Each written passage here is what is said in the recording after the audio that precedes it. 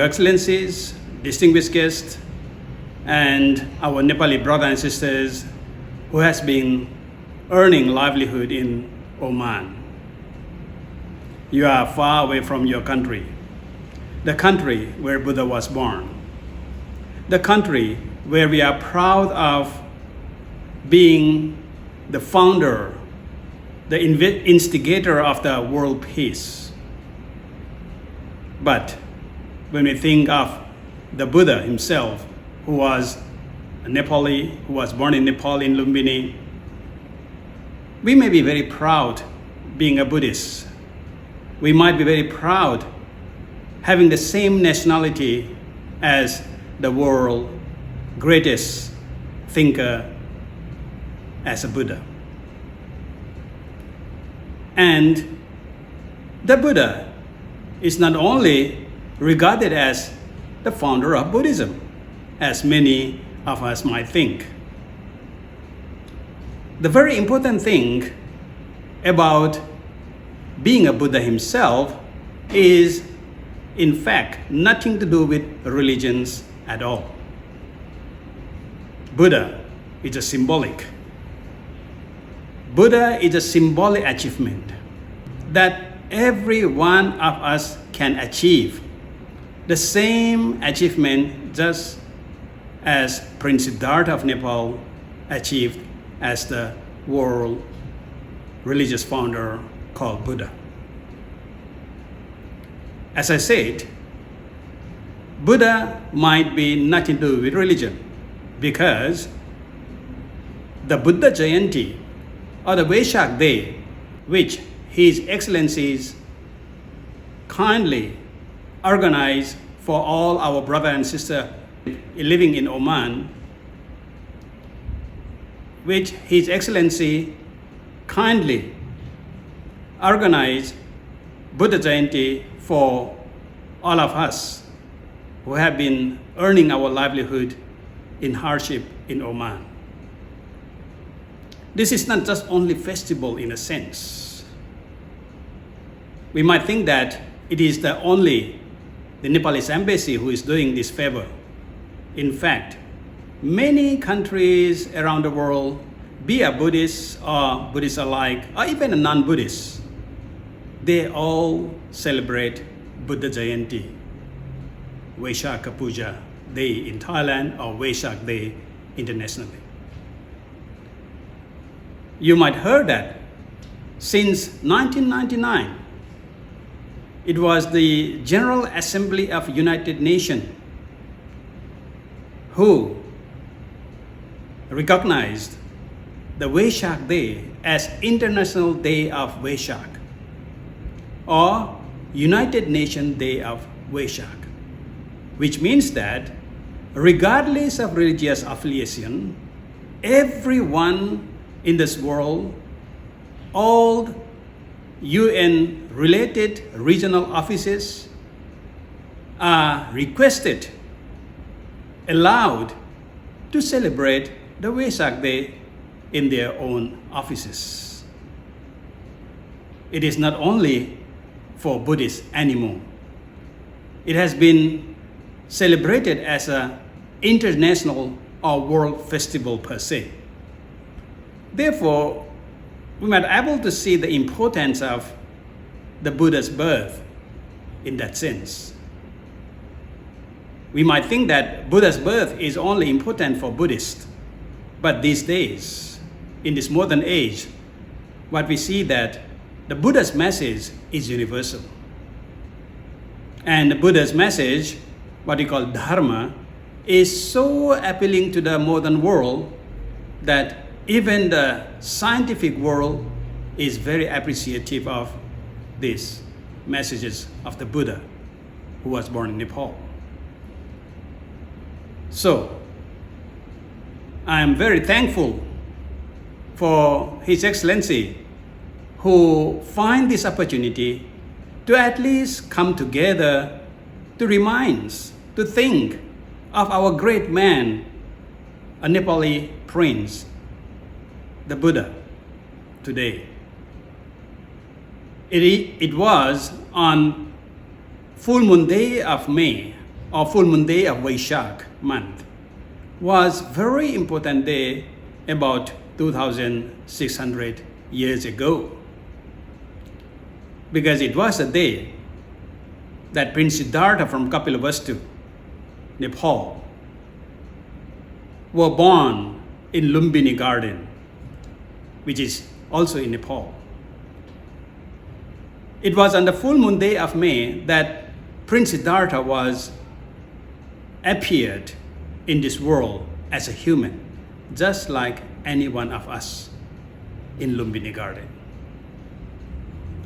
And then on the same day, after the 35 years of his searching, wandering around, trying to find the truth, living all his luxuries in the palace, and finally at the age of 35, he was transformed. His idea was totally transformed to become the Buddha. Buddha means awakened one. Buddha means someone who really see as they really are. He is transformed from being a Buddha to being a Buddha. It was at his age of 35. After that, he has been wandering around everywhere, every corner, every directions, what his body, his physical strength allowed him to go, and spread all his ideas, his understanding of the world, especially his understanding of how we can overcome the miserable state of our mind and our life. For 45 years, he was going every directions from Lumbini, Nepal, and then finally, for 45 years, he has been teaching non-stop for 45 years, and at the age of 80, again on the same full moon day of Vaishak month, he passed away, he died. But he died with a legacy. He left all the legacies of his teaching to us. Therefore, this is a triple symbolic life of Buddha's occurrence. It's called Buddha Jayanti. Although the Buddha Jayanti refer only the birth of the Buddha, but in fact, it is a birth of his enlightenment, the Buddha himself. So it is although Buddha Jayanti, although it is about the birth of Buddha, we are relating here as the birth of Siddhartha at Lumbini, and the birth of the Buddha, one who is enlightened at the Bodh Gaya at the age of 35. And after that, at the age of 80s, when he left his legacy for all worldling, just like us, that is the birth of the proper Buddhism again. So, the Vaishaka Purnima, or Buddha Jayanti, or Vaishak Day, is very important in a sense that it is a thrice symbolic appearance in the world. The birth of Prince Siddhartha, a man just like us, and showing that a normal man like us can achieve the highest knowledge that is called Buddha. And those highest knowledge is so practicable that everyone on earth, every walks of life can practice to achieve the same achievement, that is the awakening of every individual. And this legacy of Dharma, which is conducive to the world peace, happiness, is not only the world peace, but in individual level, we can really look upon a lot of teachings which can really teach us, which can really lead us to get over our suffering life. So that's why Buddha Jayanti is so important. And Buddha Jayanti is not important only among Buddhists, but all among the human world. Because, as I said earlier, it is celebrated by the United Nations, It is celebrated by many countries where Buddhism is another main religion. So they take it, Buddha, as one of the great person of the world who can teach us, who can lead us to our happiness. So this is the whole idea for Buddha Jayanti, why we are celebrating. So it is not only symbolic that we are Nepalese, we are doing this to remember our Nepali prince who became the Buddha, but it is something that we are doing in order to let ourselves learn about his teaching and able to bring those teachings into our life.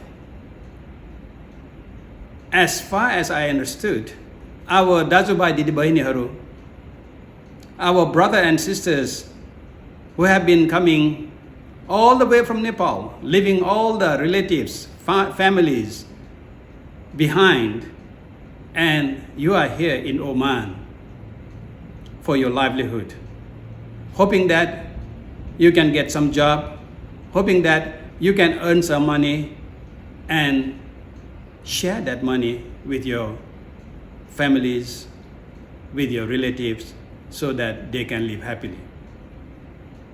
It is one way you might think that it is a very, very egocentric. You are looking for very money-minded way of living. But I really salute all of our brothers and sisters who are living here, who gave up your own happiness, who gave up all your difficulties instead of living with your families, your sons and daughters, your mother and father. You leave all behind, just like the Buddha, just like a Prince Siddhartha who left everything behind.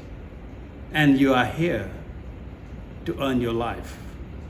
And whatever you earn, you are not using for yourself alone, but you are sharing all your abundance with your families, with your wife, with your children, with your mother and father.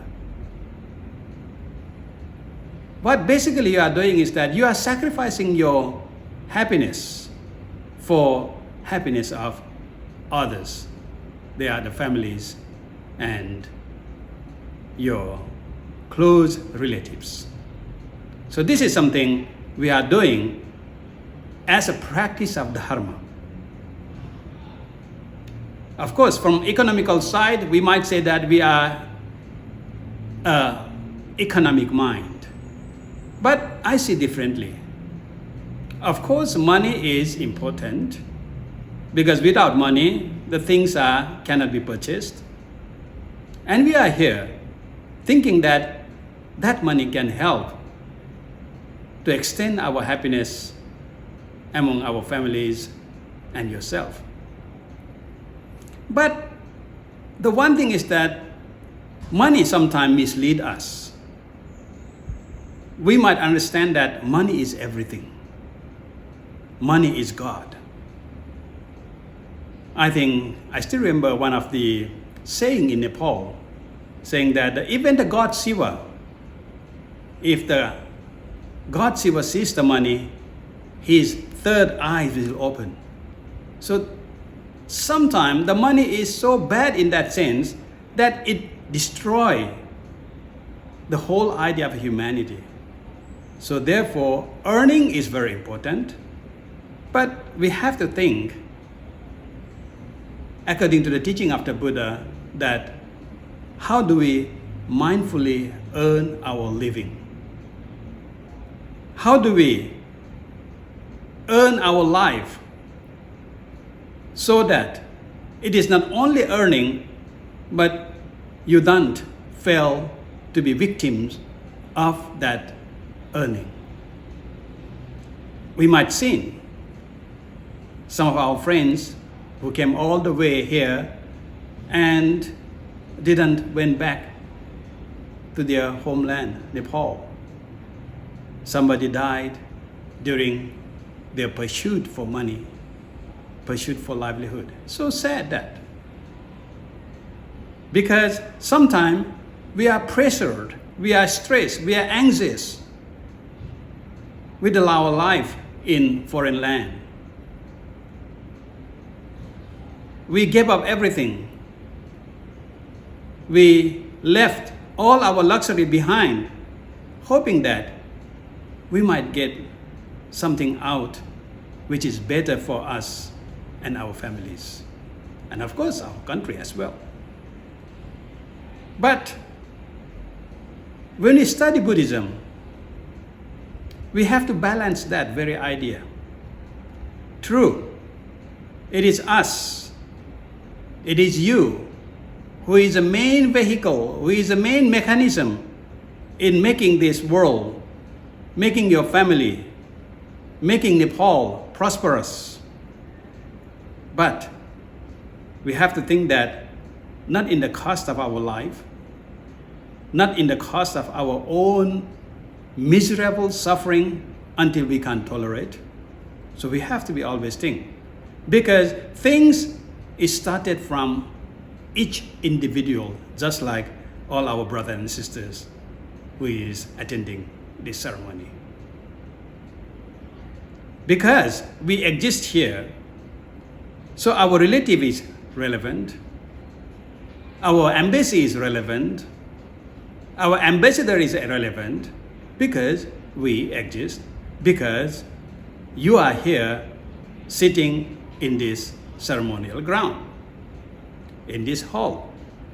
So once you are here, everyone else also related, also relevant to you.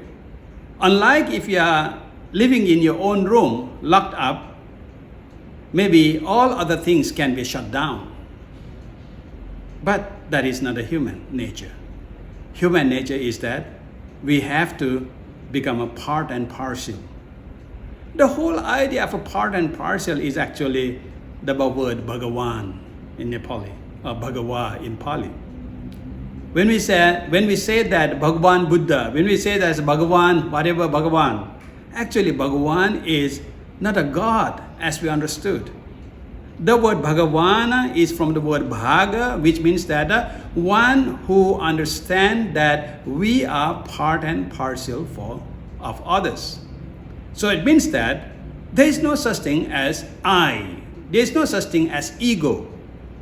The ego and I exist because there are other relevant to us existed. If you are not a son of your parents, then you wouldn't be a son. So whoever it is, at the moment, I am functioning as a Buddhist monk because there you are watching this, listening to this as a devotees, as a part of being a Nepalese. So even being a Nepal is relevant because there is a country called Nepal and we were born in Nepal. If you are born in somewhere else, although you are Nepali blood, you might be called something else. So therefore, the ultimate truth in this world is always related with others. That's why one of the very important Buddhist teaching is being a Bhagava, being a Bhagavan yourself, which means that you realize and appreciate that you are part and parcel for others. You do have a gratitude and respect for others. We do have a right or respect the right of others. That is all about being a Bhagavan actually. So whoever have that very wide heart, accept others as they really are, that is why that is a heart or mind of God or the mind of Bhagavan.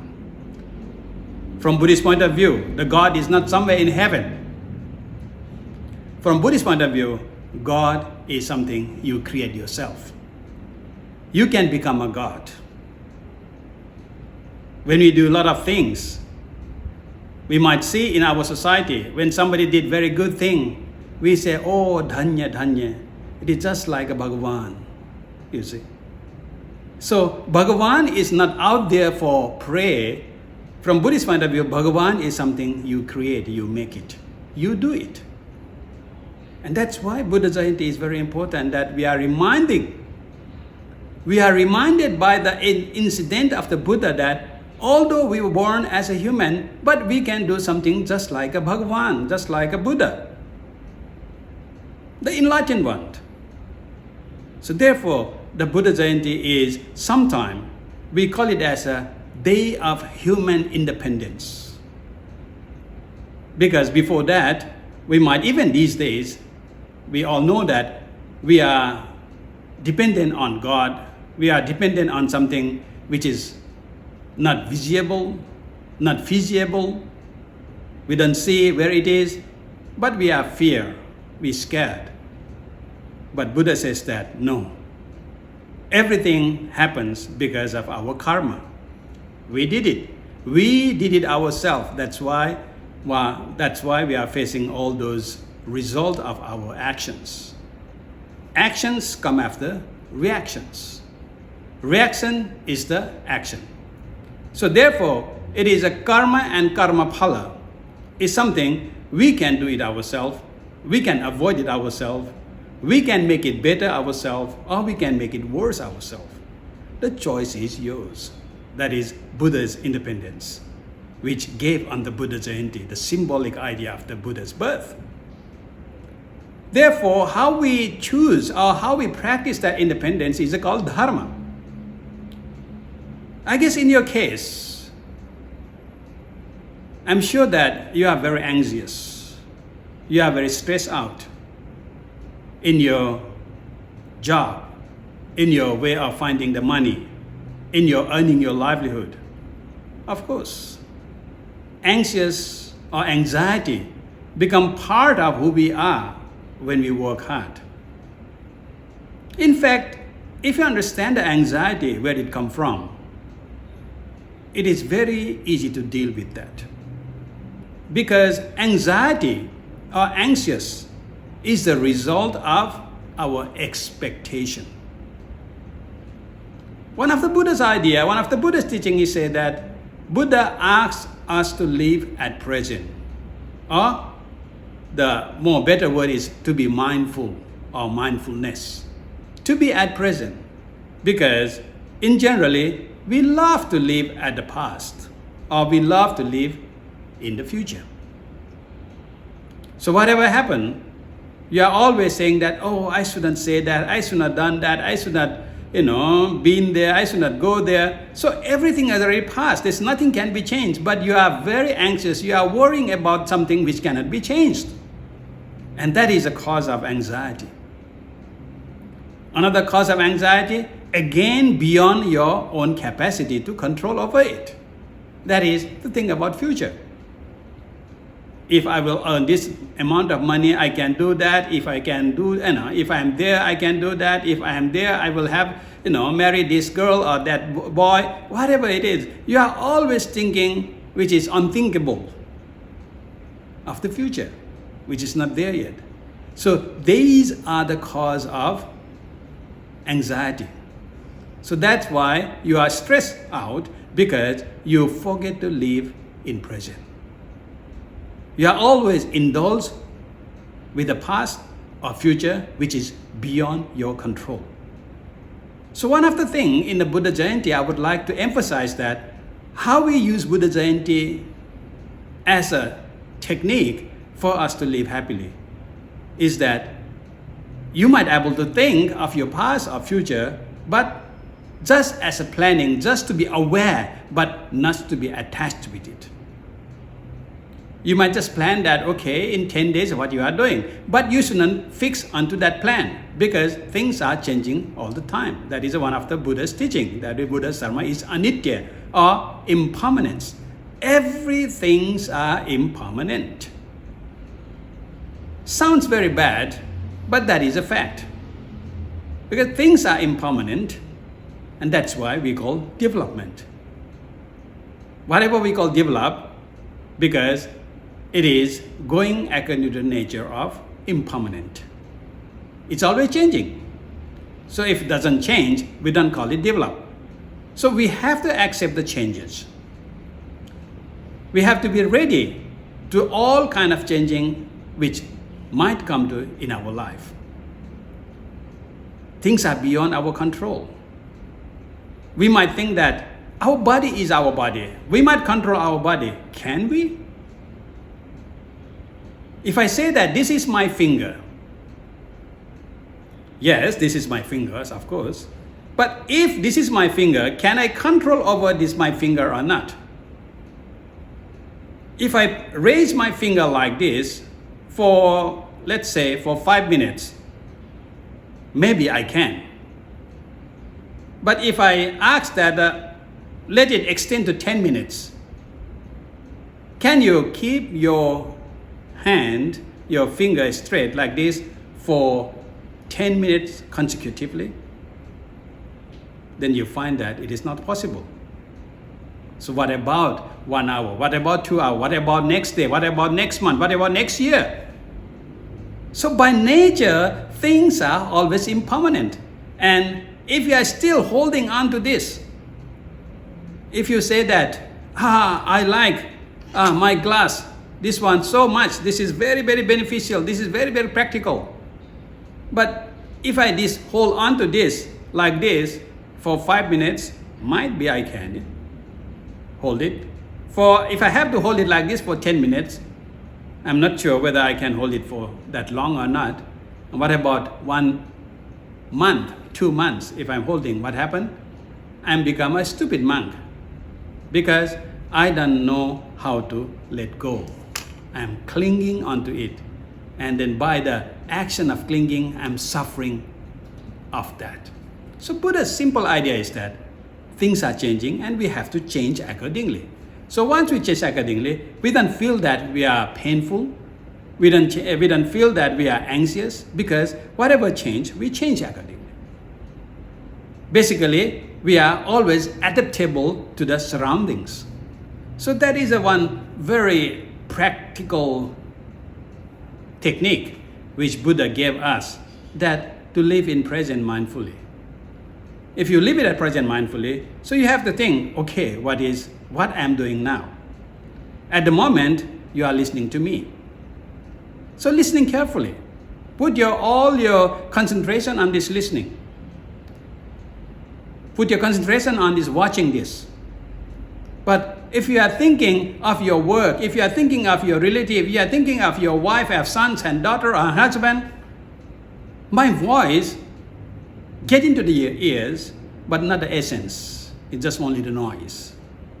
In order to get essence, you have to be mindful and be at the present. So once you be at the present, all our anxiety just gone away because it cannot penetrate to your mind. So therefore, very important message the Buddha gave on the Buddha Jayanti is that be mindful in your daily living. Whatever you do, whatever your function, do it mindfully, do it carefully, do it your good intentions that you are not doing for yourself alone, but you are doing for this whole world. You are doing for your family, you are doing for others.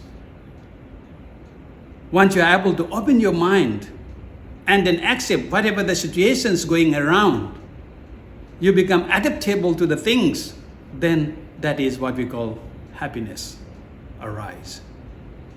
Sukha, in our language, happiness, is very different from the Western happiness. In Western happiness, it is always a pursuit for happiness, which means that you have to always go and find pursuit. You have always trying to find it. If there's a new phone, new model, you go and find, hoping that that will bring you happiness. If you have a new bag, if you have a new dress, you go and buy it and hoping that that will bring you happiness. But there is many research which researchers has completed, which has done. The result was that money is not important for happiness at all. Money is what will give us misery in our life. Because money is a tools, but if you use that tools in the wrong way, it gives us bad result than beneficial. Therefore, when we think that money matters, but not ultimately. Money matters, but temporarily. So we have to understand that. So once you use that, and instead of pursuing for your own benefit, but adjust yourself. Sukha and dukkha, in fact, is the same word. Su and du is a prefix. The word kha behind is a root word of toleration or patience. So if you can tolerate easily, that is called sukha. And if you cannot tolerate, that is called dukkha. If you can adapt easily, that is called sukha. But if you cannot adapt, it is called dukkha. So I sometimes translate that sukha and dukkha as dis, this, that's ease. This is become a dukkha, and ease is a sukha. So take it easy. Life is very short. You are here to earn your money. Work hard, of course, with mindfully, but not clinging on, not attaching on so much that you miss all other points. Always think that you have someone behind who is living in Nepal you are working for. Think of your heart, think of your mind. And at the same time, you have to be honest with you. So before you express your love to someone who you love, be it your family, your relative, your parents, but you have to learn one thing is that self-love. You should respect yourself also. You have to look after yourself also. You are alone in this foreign land. There is no one who can take care of you. So you have to be taken care by yourself so that your energy, so that your intentions, so that your effort benefit both yourself and your families, your relatives back in home in Nepal. So therefore, the whole idea of the community is very, very important in Buddhism. So we do things not for ourselves alone, but for the sake of community. Therefore, I would say that whole idea of Buddha Jayanti is just that. When Buddha was born as a Prince Siddhartha in Lumbini, that is showing that the greatest man in the world doesn't have to be any god. Has to be a normal human being just like us.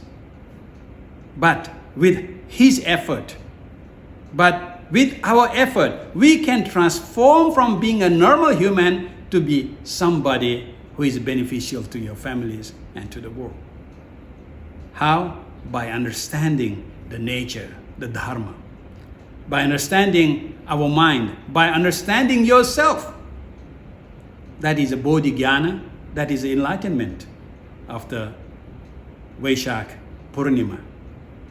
And of course, at the age of 80, when he left this world, when he died, he said that there's no point of worshipping me as a Buddha, but all those teachings will be your God, will be your Buddha. So practice those teachings and you become a Buddha yourself too. So therefore, when he left his legacy for all the community at his death. Therefore, Buddha Jayanti is sometimes I see is that it is the Buddha, Dharma, and Sangha. We are familiar with the song Buddhang Saranang Gacchami, Dhammang Saranang Gacchami, Sanghang Saranang Gacchami. That is the very essence of Vaishak Purnima. Because Buddhang Saranang Gacchami, I take refuge to the Buddha, I take Buddha as our guideline. Then I take Dharma as my guideline. Is that the principles which make us somebody, which make us a human, one who is able to think for yourself. Human, Manushya. Always be understood that Manushya means that the Mana Usaya, the one who has a creative mind, is someone called Manushya. So be a true Manushya who is always have this creativity of your mind. That is through the practice of principle that is called Dharma. Be a mindfulness, be a the smriti, be a samadhi, be a any patience, be a satya, whatever you call it, all the Buddhist teachings has to be practiced, the principle. So I take those principles, the Dharma, as my guideline. And Sangha means that we are living in the compassionate society. We have to be in the compassionate society because we can't live together. We can't live alone. As a human, we are bound to live together with others. We have to rely on help of others. That's why the Sangha is so important. And that's why when he died, he left everything on to the Sangha. So that is called Vaishakha Purnima, or the Buddha Jayanti is equally important to think of the Buddha, Dharma and Sangha. So to put it even simply, I would say that the Buddha Jayanti is the ABC of Buddhism itself. Why I'm saying that? Because A means that awakening. So it is a day that Buddha awakened, Buddha appeared in this world. And then it is a day that we should awaken ourselves too. How do you awake? With a B. B is what? B is balance. Balance is what? Balance basically means that dharma. Dharma means that what which uphold. So when we have that dharma as a balance, and we can live compassionately with the community that is a Sangha, or that is a C community. So we live compassionately, we live friendly with our friends and family in our society. So that's why Buddha Jayanti, in another version, is a Buddha, Dharma and Sangha. In another version, it is a ABC of Buddhism. But after all, it is something that giving that chance, opportunity for us to transform ourselves from a normal being to a human being who care of yourself at the same time taking care of all others from your families and beyond. So on this auspicious occasion of Vaishakha Purnima, I bless you all with my heart, invoking the power of Triple Gem, the Buddha, Dharma and Sangha.